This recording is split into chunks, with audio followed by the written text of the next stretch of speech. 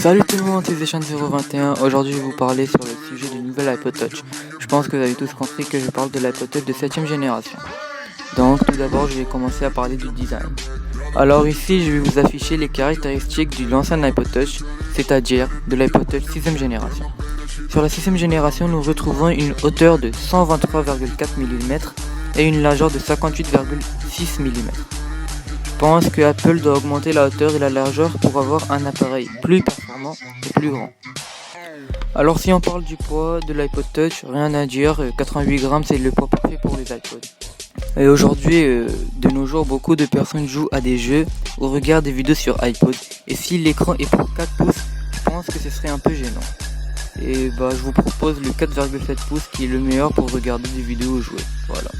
Beaucoup de rumeurs ont été proposées pour le nouvel iPhone 7 qui sortira en septembre 2016, que le port Lightning va se changer et même la prise de casque, écouteur. Si tout ça se fonctionne en Bluetooth, le problème est que la batterie ne va pas augmenter en vitesse, mais ne vous inquiétez pas, Apple fera toujours quelque chose de bien.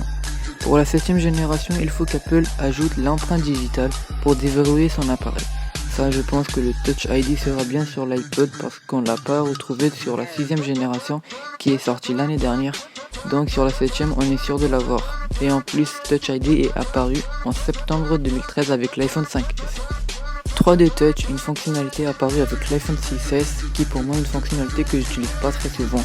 Mais ce serait vraiment sympa qu'ils le mettent sur l'iPod Touch 7ème génération. Et on aimerait bien avoir une puce A9 ou A10 avec une architecture de 64 bits avec coprocesseur de mouvement M9 intégré. Passons aux caractéristiques de l'appareil photo. Je pense que 12 mégapixels sera très bien pour les photos et pour la face avant, de 5 mégapixels pour les Apple FaceTime. Pour les enregistrements vidéo, un enregistrement vidéo 4K serait bien pour filmer de bonne qualité, mais pour cela faudra mieux prendre un iPod avec 32 ou 64 Go. Pour finir, je vais parler du nouveau système d'exploitation. iOS 10 foisonnera de nouveautés que vous apprécierez à chaque instant. Vos apps se feront plus essentielles encore.